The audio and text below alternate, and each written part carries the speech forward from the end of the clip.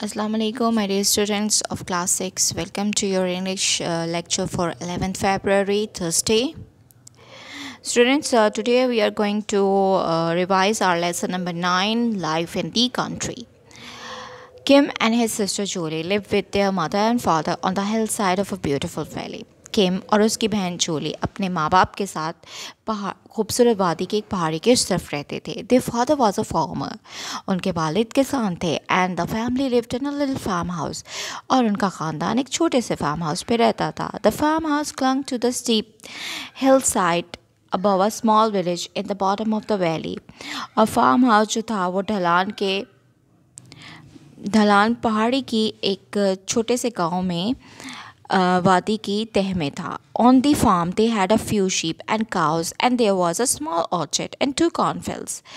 और उनके फार्म पर थोड़ी सी भेड़, गायें और एक छोटा सा बाग और 2 मकई के खेत थे. They were not a rich family. वो एक अमीर ख़ानदान नहीं थे. Life was difficult for them. ज़िंदगी उनके लिए मुश्किल थी. They grow good corn and fruit and vegetables and they raise good sheep and cows but they वो अच्छी मकई, फल और सब्जियां उगाते और उन्होंने अपनी भेड़ों और गाय की अच्छी परवरिश की थी. But they father had to take his produce to a small town 2 hours journey away to sell it. लेकिन उनके वालिद को इन सब चीज़ों को बेचने के लिए 2 घंटे के सफ़र पर एक छोटे से गांव में जाना पड़ता. He did not always get a very good price for his fruits, vegetables, corn and milk in this small town. और इस छोटे से कस्बे में उनको अक्सर अपने फल, सब्जियां, मकई और दूध की अच्छी कीमत नहीं मिलती थी. ही ऑफ्टन यूज टू से, वो अक्सर ये कहते होते थे, I wish I could sell my produce in a big city where I could get a better price.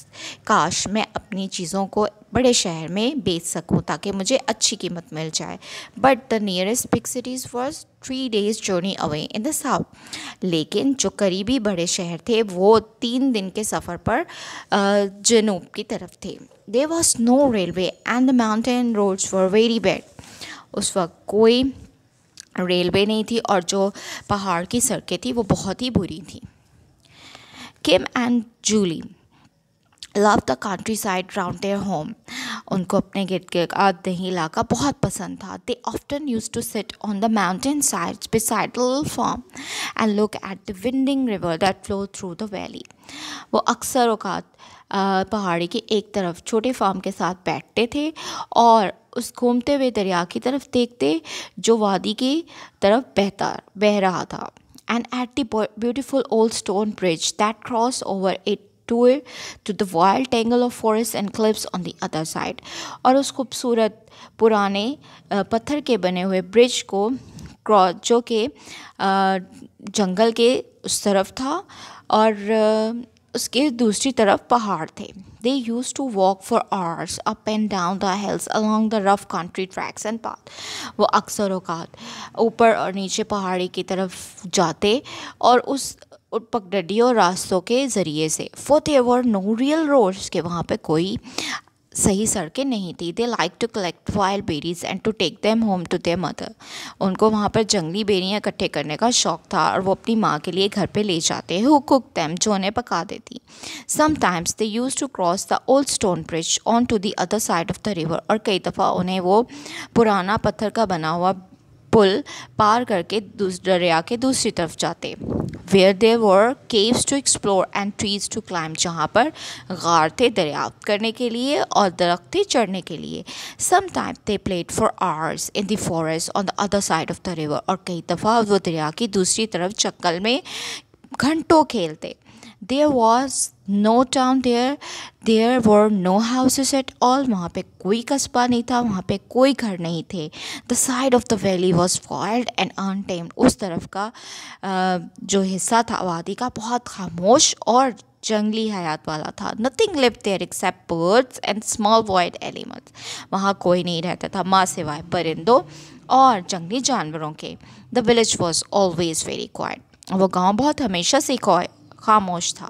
The people who lived there were busy working in their fields during the day and they went to bed early at night. वहाँ जो लोग रहते थे वो दिन के वक्त अपने खेतों में मसरूफ़ रहते और रात को जल्दी सोने के लिए चले जाते। Tired after a long days hard work, अपने दिन की सख्त मेहनत के बाद। Nearly all of them were farmers. वो सबके सब किसान थे. All of them had lived in the village for all of their life. और वो सबके सब अपनी ज़िंदगी में गांव में ही रहे हैं. And had never left the village for more than one day at a time. और वो एक वक्त पे कोई भी एक दिन के लिए गांव को छोड़कर नहीं गया था. On these days when they left their village, और उन औकात पर जब उन्हें गांव छोड़ के जाना पड़ता, they got up early in the morning to visit the town. वो सुबह जल्दी उठते कस्बे की तरफ जाने के लिए. They brushed and harnessed their horses. वो अपने घोड़ों को ब्रश तैयार करते and fill their carts and lorries with fruits and vegetables and sheep and churns of milk. अपनी गाड़ियों को और रेड़ियों को भर लेते फलों से, सब्जियों से, भेड़ों से और दूध के मटकों से. And then they went to the market in the town beyond their valley. और फिर वो उस बाज़ार में चले जाते जो उनकी वादी के बिल्कुल सामने कस्बे में था. ओवर द स्टीप हिल्स, पहाड़ी की उस ढलान की उस तरफ. They came back in the evening without the fruit and vegetable, the sheep and milk. वो वापस आ जाते शाम को अपने फलों, सब्जियों, भेड़ों और दूध के बगैर. बट विद सम मनी, लेकिन कुछ पैसों के साथ. And perhaps a present for their child, और गालिबन अपने बच्चों के लिए तोहफों के साथ. दैट वॉज देयर लाइफ, ये थी उनकी ज़िंदगी. हार्ड एंड सिंपल, सख्त और सादा, बट नॉट अनहैप्पी, लेकिन ना खुश नहीं थी. So students, this is it for today. Take care of yourself. Till then, Allah हाफिज़.